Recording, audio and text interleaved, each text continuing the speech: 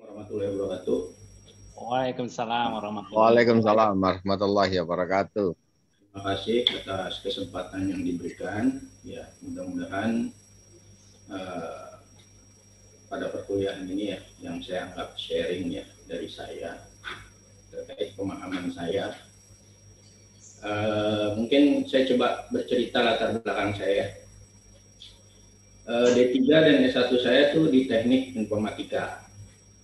Namun atas dorongan studi ini ya, yang menganggap apa yang Islamisme lakukan itu dinilai selalu salah. Maka untuk objektifnya itu saya mencoba mencari pembuktian lah ya, mengetahui apa sih, lebih mendalami. Hanya kurang jelas, Pak Wawan. Halo, ya gimana? Kurang jelas suaranya. Waduh. Lebih dekat mic-nya mungkin. Yes. Jelasnya? Ya, mending.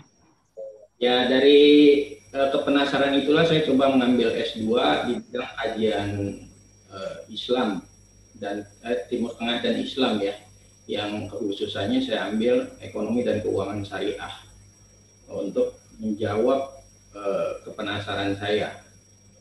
Oke, nah kemarin ya diberi kesempatan untuk menyampaikan ekonomi pada masa Rasulullah Muhammad SAW. Sebelum menanjak situ, kalau saya mencoba memahami ini kepada arah yang pemahaman ya, lebih kepada internal, sedangkan komunikasi ya, yang mudah-mudahan ya teman-teman bisa memahami. Balik lagi ya, biasanya peristilahan-peristilahan itu mungkin secara umum ada yang bakunya, tapi setiap pribadi biasanya memiliki pemahaman tersendiri yang sehingga menjadi satu ya, katakanlah sesuatu yang bibit keributan lah kadang. Contohnya misalnya tarik mang, gitu kan.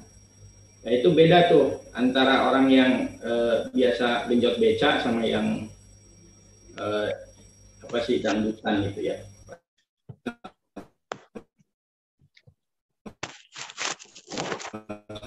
Tarik gitu lah ya. Oke, secara umum dulu ya. Istilah ekonomi udah pada tahu, saya yakin, yaitu dari bahasa Yunani ya, yang dari ekos dan nomos. Ekos ini rumah tangga, nomos itu aturan. Jadi pada intinya ya, bicara ekonomi itu adalah bicara bagaimana mengatur rumah tangga. Nah, tinggal nantinya skalanya diperbesar. Jadi kalau bicara rumah tangga itu tidak berbicara diri sendiri. Jadi hal-hal yang sudah melibatkan orang lain,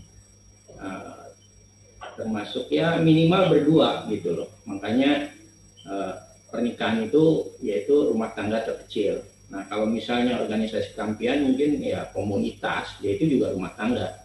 Makanya dalam organisasi itu ada anggaran rumah tangga gitu loh.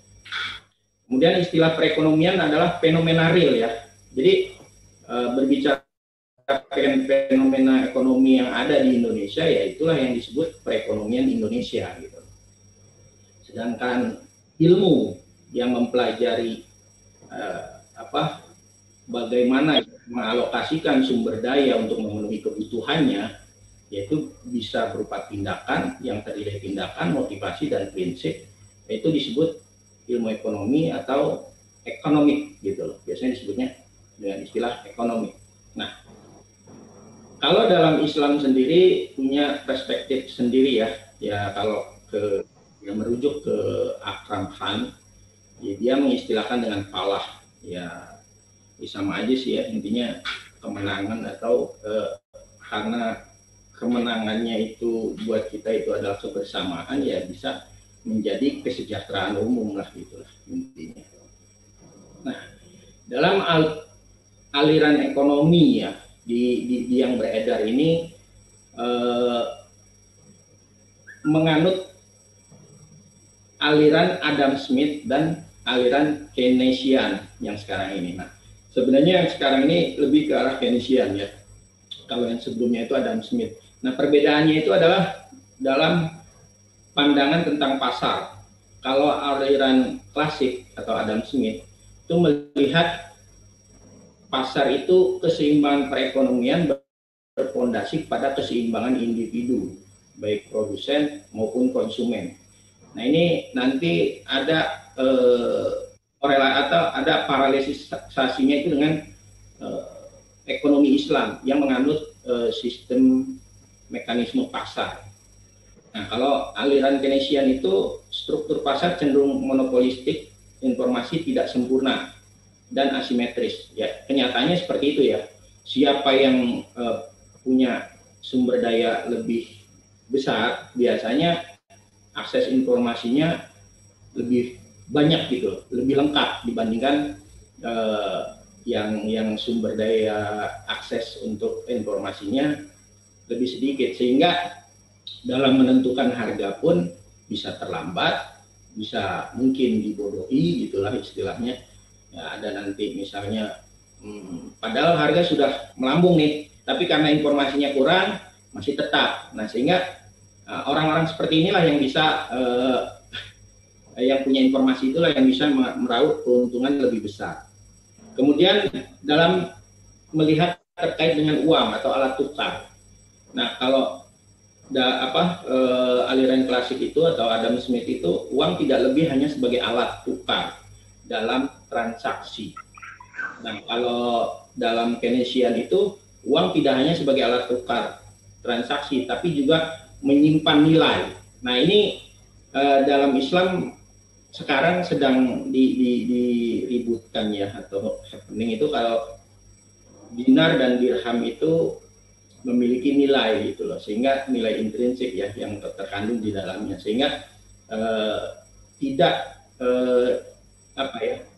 karena dia punya nilai, yaitu dia layak dijadikan sebagai alat tukar gitu loh. Sedangkan misalnya uang kertas itu nggak ada nilainya, sehingga sebenarnya rentan gitu loh. Nah, ini yang sebenarnya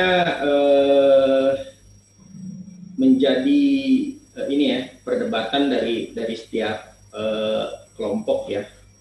Tapi nanti coba kita bahas. Nah, ini yang di sebelah kanan ini saya coba menggambarkan ya arus ekonomi mikro. Jadi dalam ekonomi itu ada ekonomi mikro, ada ekonomi makro gitu loh. Nah, ekonomi mikro ini ya intinya cenderung dari supplier dan consumer ya, atau demand and supply. Bisa supplier itu bisa dia sebagai produsen, misal ya di sini misal sebuah perusahaan memproduksi barang tertentu dijual kepada pelanggan gitu ya, atau masyarakat.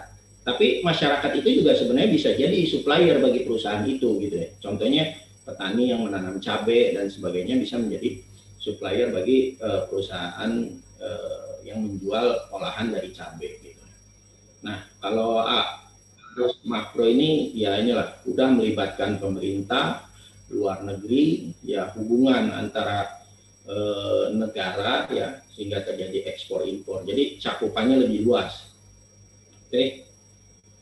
Next. Nah, kita sedikit coba mengenalkan saya mengenalkan yang namanya ekonomi syariah ya. Karena kalau dari hasil beberapa diskusi dengan beberapa rekan, pada saat berbicara ekonomi syariah udah pada langsung mengatakan sama aja dengan apa yang ada gitu,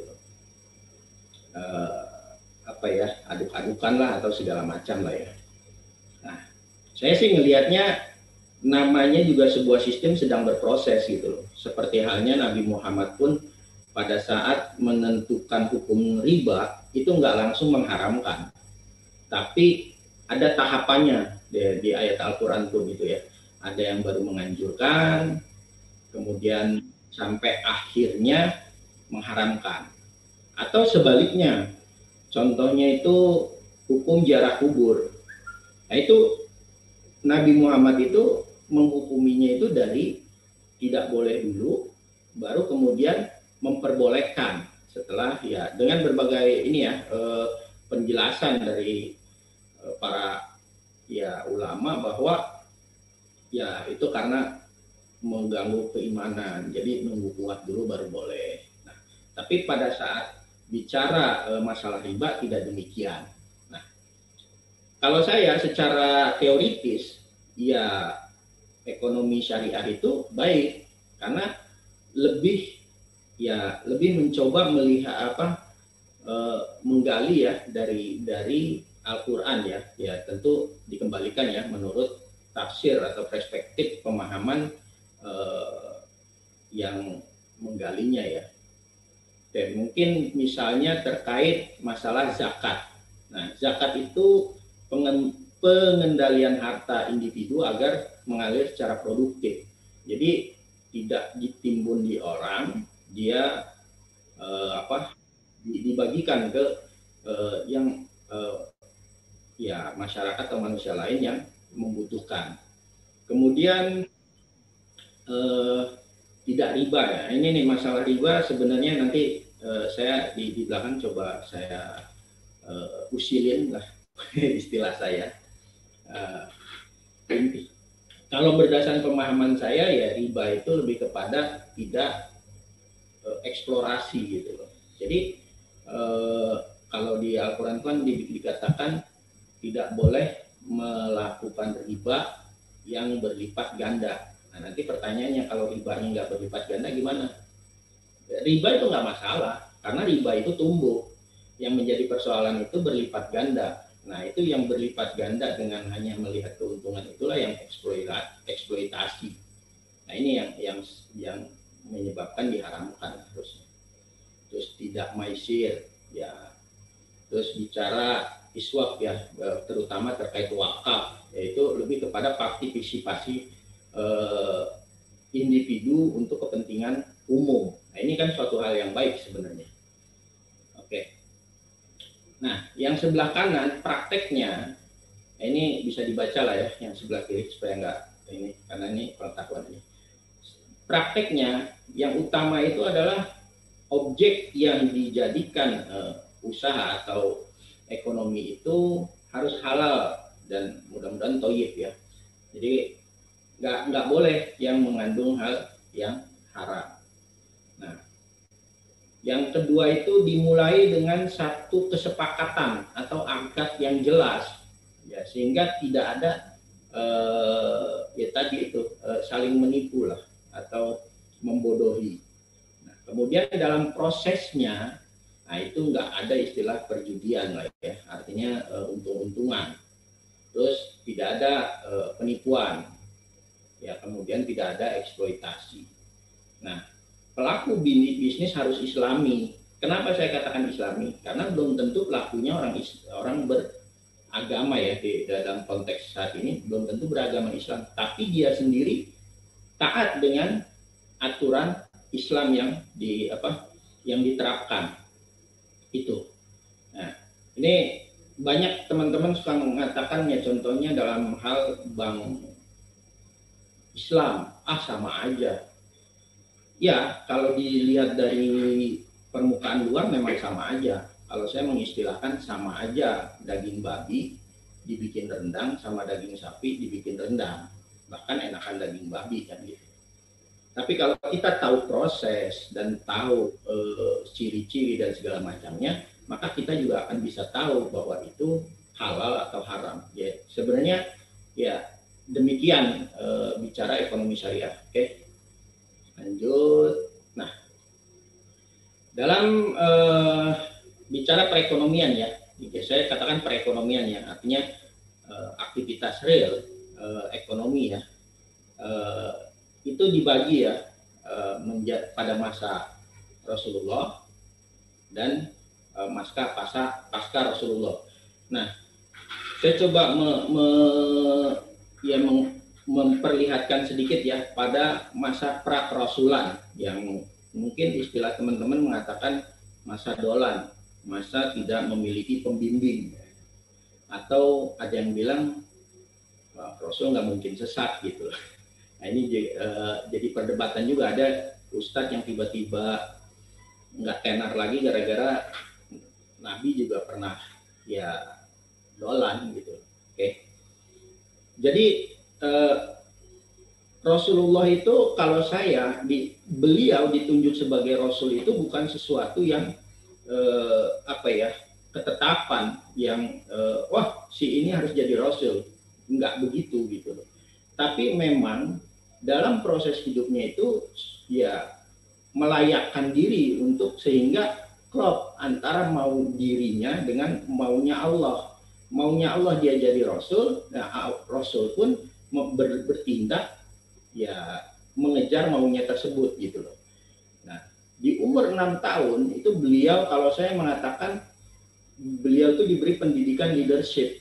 Artinya kepemimpinan itu udah diberikan dari umur 6 tahun.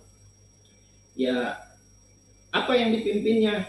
Ya, kalau dalam cerita yang ada itu adalah menggembala domba.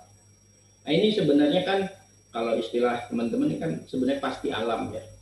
Nanti budayanya itu pada saat mengelola atau memimpin jamaah atau komunitasnya.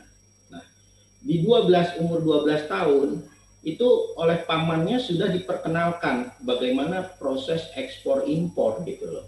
Jadi proses perdagangan antar negara, bayangkan itu di umur 12 tahun. Artinya bukan sekonyong-konyong hanya seperti itu ya. Ada proses-proses sehingga menunjang itu gitu. Mungkin sebelumnya sudah diperkenalkanlah mulai tahap berikutnya adalah ekspor impor. Kemudian umur 17 tahun mulai dia berbisnis lah ya, bekerja sama ya dalam hal ini dengan konglomerat ya, yaitu Siti Khadijah, salah satu konglomerat saat ini. Yang kemudian pada umur 25 tahun ya mereka berkongsi baik secara bisnis maupun itu secara rumah tangga. Jadi udah sangat kuat sehingga pada saat kemudian umur 40 tahun dia sudah mapan, sudah tidak disibukkan lagi dengan persoalan pribadinya, sudah selesai urusan pribadinya, maka Allah memberi SK melalui Jibril, yaitu anta Rasul ya Muhammad. Ente udah jangan mikirin pribadi lagi, mikirin bangsa, mikirin ke depan nanti umat manusia. Nah, bisnis dia ini udah autopilot istilahnya, sudah berjalan dengan sendirinya, dalam arti udah tersistem. Jadi tanpa perlu kehadiran intensif dari beliau, bisnis tetap jalan, tetap menghasilkan income istilahnya. Nah, kalau saya melihat dari ya beberapa ekonom Islam ya, bahwa berdagangnya Nabi Muhammad itu kan sebelum dia diangkat jadi Rasul. Nah, itu memiliki 12 atau 15 kriteria ini nih, dari lillahi ta'ala sampai tidak melupakan ibadah. Nah, di sini terjadi inkonsistensi. Karena apa? Ini dirujuk kepada ayat, dirujuk kepada hadis. Padahal perilaku di sini pada pada 6 sampai 40 tahun katakanlah, ini belum mendapatkan wahyu. Saya mengatakan inkonsistensi ya, karena diakui belum mendapatkan wahyu.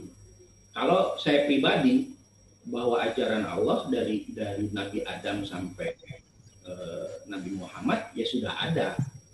Nah, bicara nujul itu bukan turun dalam artian ayat per ayat. Bisa aja nujul itu kan kalau dalam istilah ini mah dari Lauhul Mahfuz turun ke melalui Jibril ke Nabi Muhammad, itu turun kepada Nabi Muhammad. Tapi Nabi Muhammad mempraktekkan itu juga turun dalam sebuah praktek. Dan Nabi Muhammad menyampaikan kepada para sahabatnya, ini juga proses nujul sebenarnya. Nah, ajaran Allah yang sebelum umur 40 tahun ini mungkin lebih kepada bagaimana menjadi ya pribadi sukses, sehingga layak dia untuk memimpin nantinya. Sampai akhirnya dia berdakwah ya setelah umur 6 tahun ini.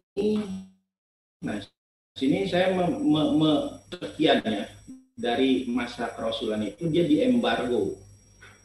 Nah, ini kalau boleh ya bisa dibaca sendiri ya nota perjanjian pemboikotannya. Ini lebih kepada sebenarnya komunitas beliau ya, Bani Hashim dengan atau Bani Abdul Muthalib.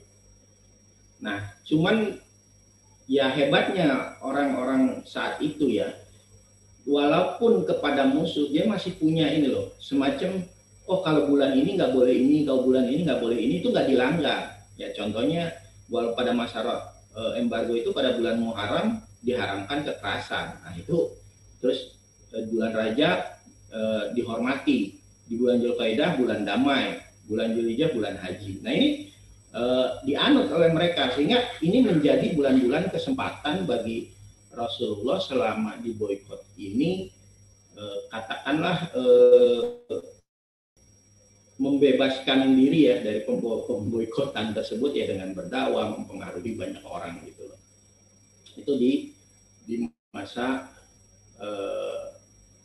embargo tersebut. Nah, setelah itu pasca embargo itu ini ada ceritanya sebenarnya, ada yang sifatnya mistis ya, katanya nota perjanjiannya itu tiba-tiba yang ditempel di dinding Ka'bah itu dimakan rayap sehingga menjadi tidak berlaku. Tapi ada yang mengatakan ya sebelumnya Rasulullah mendapat informasi bahwa itu akan hilang lah, semacam itulah. Tapi anyway ya hal seperti itu sulit untuk kita mengikutinya ya. Nah kemudian setelah itu 3 tahun plus itu pasca embargo. Kalau saya melihatnya di sanalah terjadi evaluasi ya, bagaimana berdakwah, kemudian mendapat kesulitan. Nah kemudian di sini direview sehingga ya menghasilkan daerah ini ternyata tidak bagus mungkin untuk berdakwah misalnya, sehingga perlu daerah kita perlu wilayah untuk menerapkan apa yang kita yakini atau yang kita cita-citakan, atau visi ini harus kita implementasikan bukan di sini ya, model-model seperti itulah ya. Nah karena ini bicara masa Rasulullah nih, pasca Abu Bakar, Umar, Utsman ini silahkan dibaca aja. Tapi yang menarik itu pada zaman Ali itu seperti merollback kebijakan-kebijakan atau mengembalikan kebijakan-kebijakan ekonomi itu kepada masa Umar. Jadi banyak kebijakan-kebijakan ekonomi pada zaman Utsman itu dianulir lah. Salah satunya itu terkait masalah pembagian tanah yang kebanyakan kepada saudaranya Utsman lah, kasarnya seperti itu. Oke, nah ini ya perekonomian atau real yang terjadi pada Nabi Muhammad sebelum menjadi kepala negara. Saya mengatakan sebelum menjadi kepala negara, ya Muhammad bin Abdullah itu sebagai pedagang terpercaya. Jadi siapapun tidak ragu untuk berinvestasi ke beliau. Ini dari kacamata ekonomi ya, ensiklopedia ekonomi dalam melihat bicara gelar Al-Amin. Jadi ditariknya itu kepada kepercayaan untuk investasi. Terus setelah menikah ya dia tetap ya berbisnis, berdagang, hanya bisnisnya itu jadi di merger gitu dengan beliau sebagai pengelolanya gitu. Istrinya ya mungkin yang tadinya mitra jadi pensiun lah. Terus tetap melakukan perjalanan perdagangan di negara-negara semenanjung Arab ya, negeri perbatasan Yaman, Bahrain, Syria. Jadi memang ini beliau ekonom luar biasa kalau melihat ini. Enggak hanya ya dia sibuk lah dengan aktivitas bisnis ya, enggak dengan aktivitas diskusi. Kemudian terlibat dalam urusan ya perdagangan besar ya, seperti festival dagang UKAS, Jumazas, musim haji ini. Kalau Pak Hudori enggak nggak asing dengan istilah-istilah ini nih.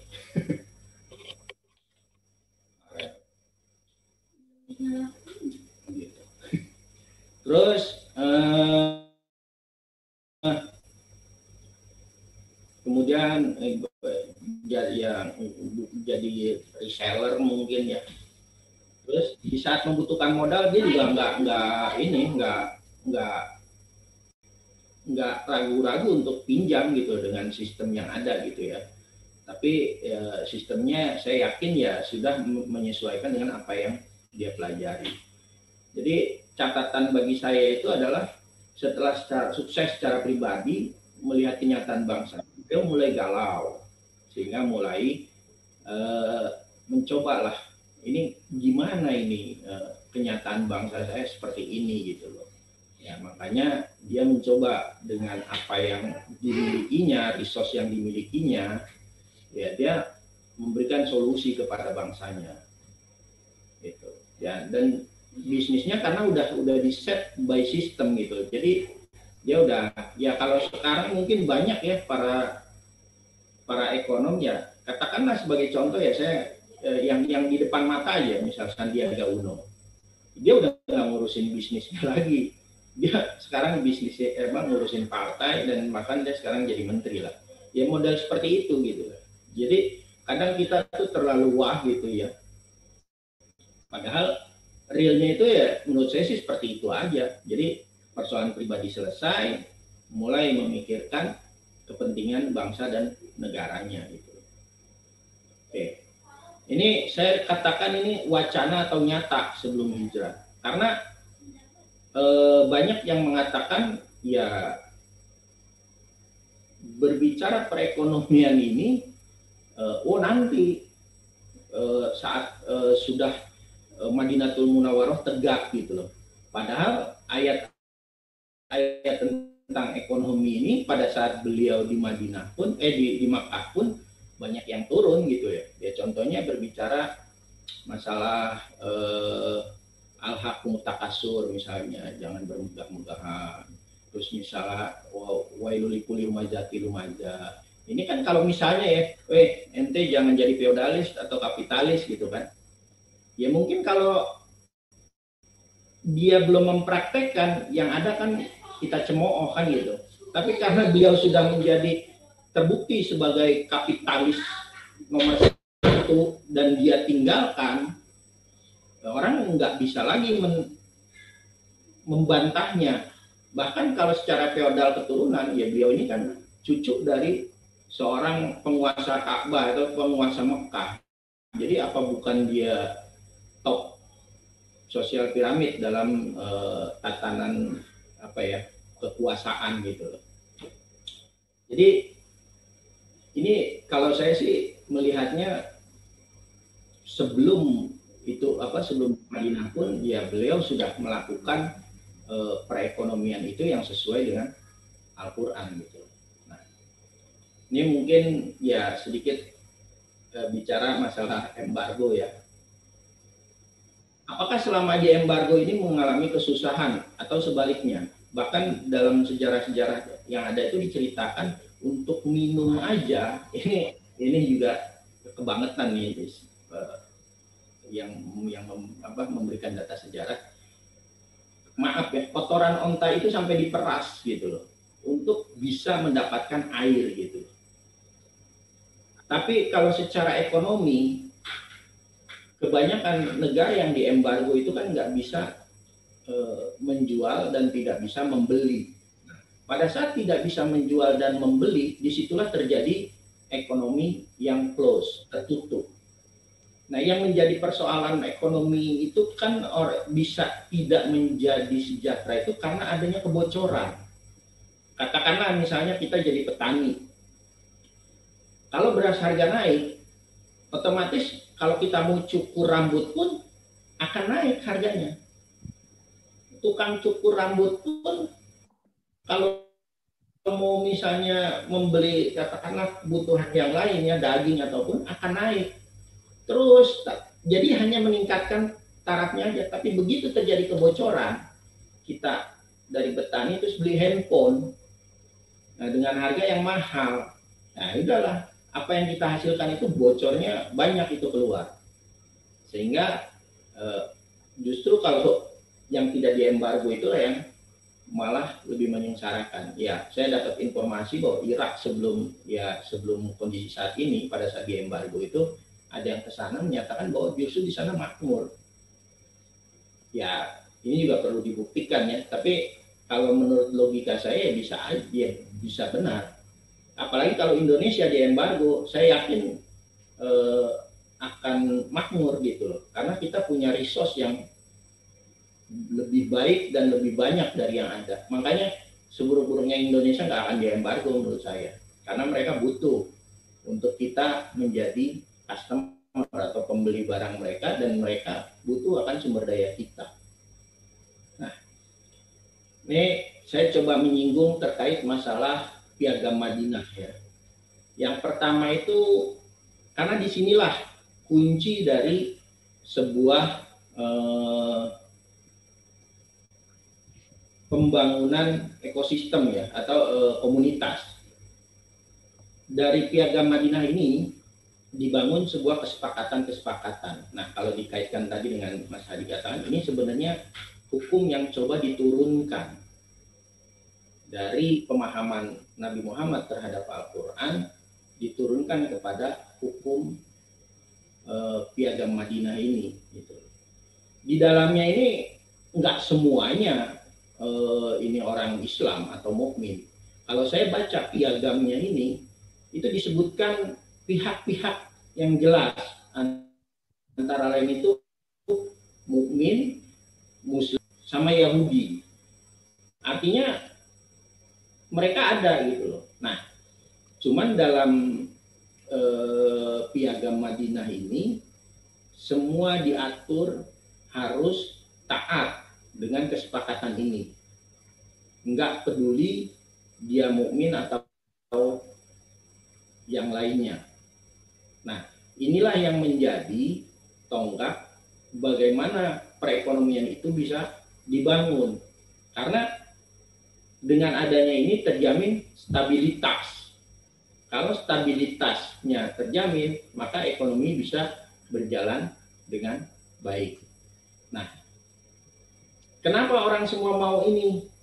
Ya karena itu tadi, kedamaian dan kesejahteraan akan tercapai walaupun dia harus mengeluarkan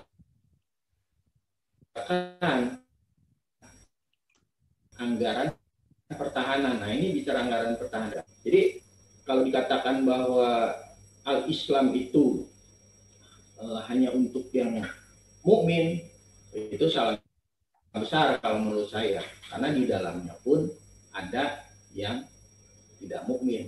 Jadi istilahnya ikhtiar tauan au karhan lah, mau ikut sukarela atau terpaksa. Kalau sukarela jadi mukmin, kalau terpaksa ya sudah tetap dengan yang ada. Karena di situ juga Yahudi dipersilahkan dengan dinnya masing-masing gitu loh. Setiap suku ini. Nah, baru setelah itu terjadi kesepakatan, dibuatlah kebijakan-kebijakan oleh Rasulullah pada masa Madinah ya. Nah, ini untuk stabilitas itu ya kebijakan politik salah satunya, yaitu politis lah ya, membangun masjid sebagai pusat aktivitas pemerintahan. Ya mungkin kalau dikaitkan dengan pembahasan Mas Adib ya kemarin, yaitu ya mungkin dulu kita zaman Rasulullah orangnya mungkin ya, saya juga nggak tahu ya, terbatas, sehingga dengan satu masjid bisa dikelola gitu loh.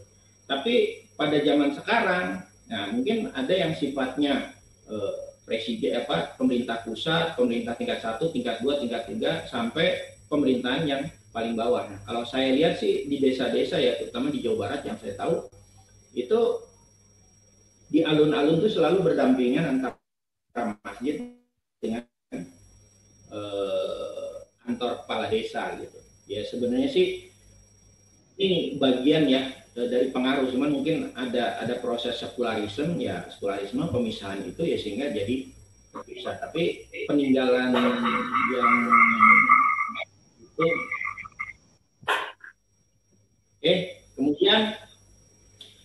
sumur sebagai sumber kehidupan. Jadi sumur ini kan untuk sumber kehidupan. Jadi kalau bicara untuk mandiri ya harus punya dulu. Kalau itu kita nggak punya, ya kita nggak mungkin mandiri. Nah, kalau bisa beli matahari, mungkin matahari lah. Nah, artinya di sini sebenarnya kita harus memiliki hal yang pokok yang menguasai hayat hidup kita gitu. Kemudian membeli pasar sebagai pusat perekonomian. Nah, itu di sanalah tempat ekonomi berjalan gitu ya. Itu kebijakan yang sangat strategis ya, yang fundamental kalau untuk bicara membangun sebuah komunitas yang mandiri lah salah satunya. Nah, untuk itu juga menjalin persaudaraan berdasarkan Islam sebagai penataan kehidupan antara kaum muhajirin sebagai pendatang dan kaum ansor sebagai pribumi. Nah, menjadi persoalan itu kan di kita itu pendatang dan pribumi ini ya selain digesek-gesek ya salah satunya juga adanya eksklusif dari ya baik si pribumi sendiri mungkin ataupun si pendatang itu sendiri yang merasa tidak satu tujuan terhadap negara ini misalnya. Terus menjalin stabilitas kedamaian, keamanan dalam negeri, terus menerbitkan peraturan terkait hak dan kewajiban bagi warga negara. Inilah yang tadi mungkin bahasanya itu menjadi bagian bahasan terkait hukum. Ya, membuat konstitusi negara ya dengan Piagam Madinah salah satunya ya, menyusun sistem pertahanan. Nah, ini bagi teman-teman saya kadang suka bingung. Arti vital dalam Al-Qur'an itu membunuh subjektif dengan Al-Quran gitu, bukan berbicara katakanlah pertahanan atau ya membunuh gitu loh dalam rangka mempertahankan diri kayak gitu, karena Quran katanya nggak mengajarkan hal itu. Terus meletakkan dasar-dasar keuangan negara yaitu dengan mendirikan Baitul Mal. Jadi kalau kemarin disinggung Mas Adib itu BMT, Baitul Mal wa Tamwil. Jadi pada zaman Rasulullah itu sebenarnya Baitul Mal aja. Tamwil itu pertama kali itu ada di kalau nggak salah di negara Kuwait. Itu pertama kali. Tahun-tahun 1900-an, 1990 sekian gitu. Yang kemudian mengilhami ekonomi di Indonesia, ekonomi muslim di Indonesia membangun, menyatukan. Kalau di sana itu Baitul Tamwil aja, di kita disatukan menjadi Baitul Mal wa Tamwil. Nah, kebijakan-kebijakan Nabi Muhammad saat menjadi kepala negara itu di perekonomian itu salah satunya itu adalah kebijakan fiskal. Kebijakan fiskal yaitu meningkatkan pendapatan ya dengan partisipasi kerja melalui mujarabah, musyawarah dan rapat. Ini bisa dilihat ya di apa arti dari ini semua ya. Ya kayak kalau di ini apa prakteknya kayak di kampung nggak, misalnya kerjasama mengelola sawah gitu. Sawahnya punya saya, ininya nanti kita bagi hasil yang mengelola sampean gitu. Kemudian kebijakan pajak. Nah, pajak ini ada haraj, humus, usur dan zakat. Nah, ini menjadi yang mencoba mungkin saya usilin ya. Zakat di perspektif Islam sekarang itu adalah bagian dari kebijakan pajak. Tapi nah, peserta studi ini ya dari Pak Isa sendiri mengatakan bahwa zakat sistem ekonomi gitu loh. Kalau sistem ekonomi ini harusnya di ataskan gitu, membawahi ini semua. Terus kemudian kebijakan fiskal antara lain dengan ya meminta bantuan kepada muslim kaya secara sukarela. Kalau sekarang mungkin istilahnya wakaf ya. Indonesia lagi membencanakan yang namanya wakaf. Kemudian kebijakan moneter atau keuangan ya, menetapkan uang dinar dan dirham sebagai mata uang sah negara. Jadi ini kalau dilihat dinar dirham ini bukan mata uang umat Islam ya. Ini mata uang Persia dan Romawi ya, Romawi dan Persia. Ini nggak dirubah ya, dipakai aja. Jadi kalau kita sekarang mengangkat masalah ini ya entahlah ada apa di balik itu semua ya. Kemudian fungsi uang yang untuk transaksi hanya untuk transaksi dan untuk jaga-jaga gitu loh, bukan sebagai komoditi. Nah sekarang dinar dirham aja bisa dijadikan komoditi, harganya itu udah ya fluktuatif gitu. Ya kemudian kebijakan belanjanya ya, kalau pertama itu fiskal itu pendapatan, kemudian moneter itu bicara keuangannya, nah kemudian belanja ya belanja untuk dakwah, untuk pertahanan dan keamanan, untuk pembangunan infrastruktur, pengembangan ilmu pengetahuan dan kebudayaan, penyediaan fasilitas atau layanan sosial lainnya. Sudah itu ya ini berdasarkan prinsip-prinsip ya, ini bisa dibaca lah ya. Oke, nah ini contoh tentang ayat ekonomi setelah hijrah. Saya mengatakannya ekonomi. Kenapa? Karena ini adalah ilmu ekonomi, bukan ekonomi aja gitu loh. Nah, salah satunya itu yang tadi saya katakan ya ar-riba ad-afan mudha'afah. Hai orang-orang yang beriman, janganlah kamu memakan riba dengan berlipat ganda. Kalau riba nggak berlipat ganda, bagaimana? Nah, itu kan jadi pertanyaannya seperti itu. Nah, kemudian tadi masalah salah satunya itu kebijakan perpajakan, yaitu rampasan perang. Nah, ini di ayat di Quran surat 8 riba itu sendiri di Al-Baqarah 275. Nah, ini sebenarnya mungkin Pak Dadang nih bisa memberikan pencerahan. Kalau buat saya masih pertanyaan ini. Orang yang memakan riba itu tidak dapat berdiri melainkan seperti berdirinya orang yang kemasukan setan karena kegilaan.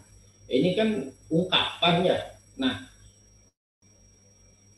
itu realnya seperti apa sih gitu loh.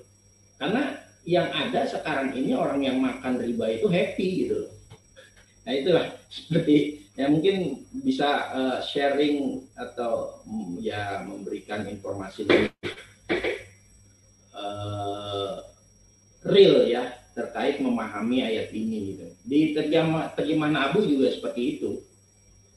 Ini terkait membayar jejah atau pajak bagi non muslim dalam surat 9 ayat 29. Nah, ini saya hanya mengutip beberapa contoh ya. Kalau yang tadi sebelum maka kalau ini periode Madinah ya. Udah lebih mengatur interaksi benar-benar gitu ya. Oke. Ini mungkin kesimpulan yang saya ini kan ya, bahwa perilaku Muhammad bin Abdullah itu adalah berkaitan dengan ekonomi, itu adalah perekonomian.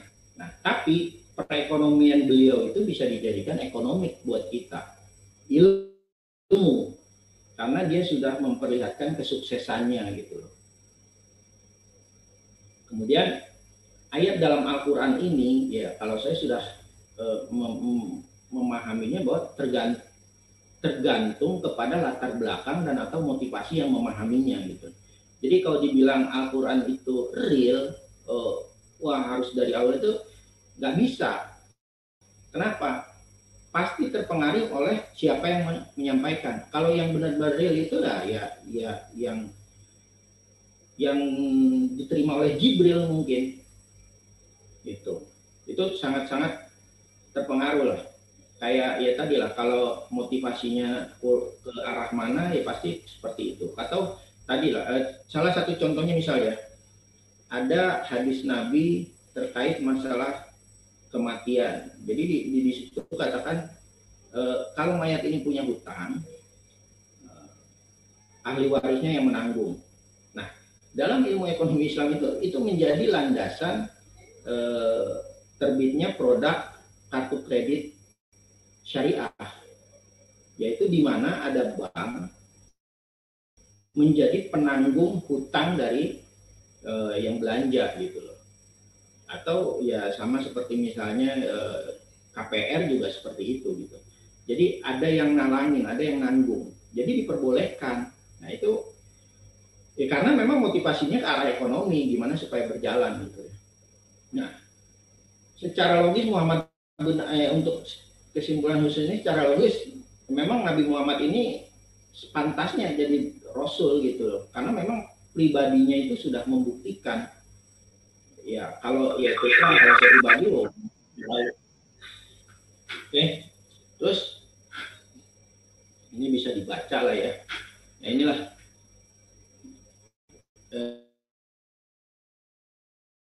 prosesnya ya, kalau saya menyimpulkan yang bawah lah ya. Jadi mungkin sampai dengan umur 40 tahun ini ya proses pribadi yang mungkin try and error, ya dari hasil itu mencoba ngajak 6 tahun plus sampai diuji, kemudian implementasi. Nah proses ini nggak berhenti, wala tamutuna illa wa antum muslimun.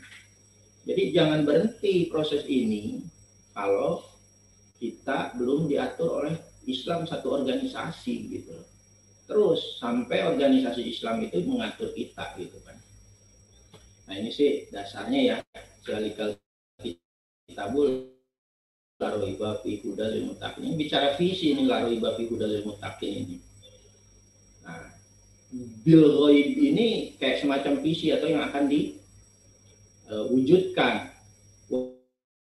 Wa yuqimuna shalah, ya, kemudian bukan pembinaan.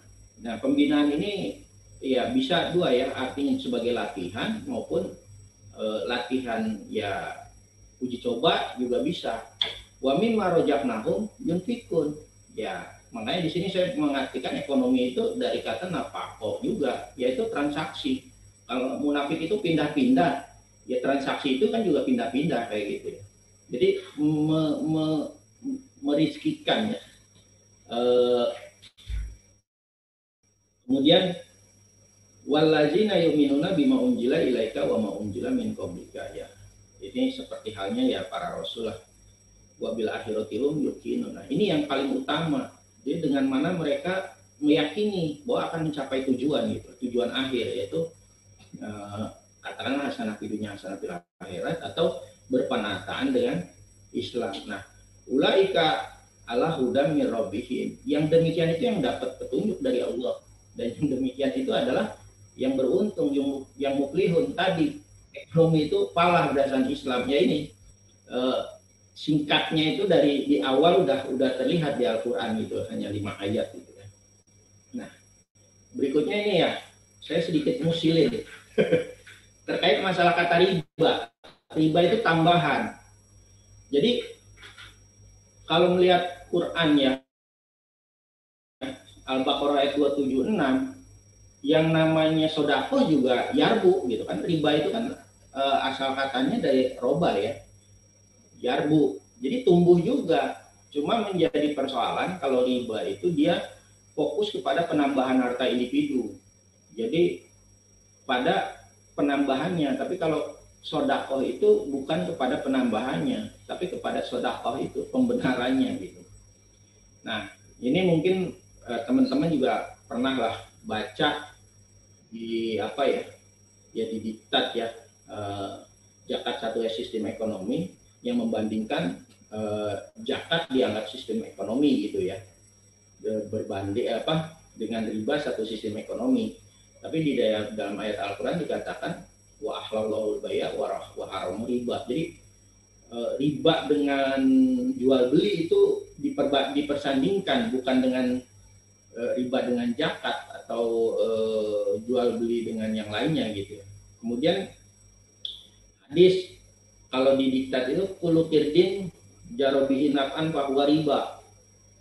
Saya cari-cari redaksinya saya nggak dapat. Yang saya dapat itu kullu qirdin jaronaf'an fa huwa riba. Nah, ini mirip-mirip lah sebenarnya.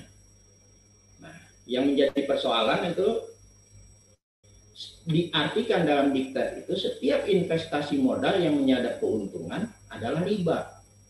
Padahal yang namanya definisi investasi dalam KKBI itu udah pasti penanaman uang atau modal untuk mendapatkan keuntungan. Kalau nggak mendapatkan keuntungan namanya ya bukan investasi. Nah, dikembalikan kepada arti kata kirdin. Kirdin itu pinjaman bersifat bantuan. Jadi jika setiap bantuan mencoba mengambil keuntungan dari bantuan itu, maka itu namanya riba. Ya sudah pasti jelas, orang lagi kesusahan minta bantuan, kita bantu tapi kita cekek gitu loh. Ya, itulah riba. Tapi kalau investasi kan bicaranya bisnis. Situ punya keahlian, situ punya alat, saya punya, karena zamannya kapitalisme ya saya punya kapital, ya udah join. Kalau dibilang kok enak, cuman punya duit, ungkang-ungkang kaki dapat hasil. Lah, duit yang diinvestasikan itu kan sebenarnya kan sebelumnya juga tenaga. Katakanlah seorang karyawan dapat gaji, kan dia dari kerja, dapat gaji ditabung. Nah, kemudian diinvestasikan. Jadi nggak relevan juga gitu loh kalau dikatakan hanya ungkang-ungkang kaki gitu. Jadi itu tadi uang, karena uang itu hanya sebagai alat tukar ya. Sementara ditukar sementara keringatnya yang selama bekerja dalam bentuk uang yang kemudian dikolaborasikan dengan kemampuan kawannya, sehingga yang kawannya tadinya tidak punya usaha menjadi punya usaha dan punya keuntungan. Nah, kalau punya keuntungan ya sudah sepantasnya dong berbagi gitu loh. Nah, di sini makanya saya selalu mengatakan ke teman-teman zakat satu sistem ekonomi, bagaimana sih prakteknya gitu. Kalau dalam ekonomi syariah udah detail tuh prakteknya. Nah, zakat sebagai sistem ekonomi itu bagaimana prakteknya? Terus benarkah zakat ini sebagai satu sistem ekonomi gitu loh? Padahal di situ zakat itu bagian dari kebijakan fiskal, yaitu bagian dari bagaimana cara mendapatkan resource ya, dalam hal ini dana ya, yang nanti akan dibelanjakan. Itu bagian terkecil gitu loh. Ya mungkin teman-teman bisa memberi pencerahan nanti ya dari apa yang saya usilin ini. Kenapa saya usilin? Karena ya terus terang saya memang ini berbeda, saya memahaminya karena saya juga belum tahu jawaban yang katakanlah bisa saya terima gitu. Oke, mungkin ini cukup lama juga ya apa yang saya sampaikan. Mohon maaf kalau ada salah atau kurang, mohon diperbaiki.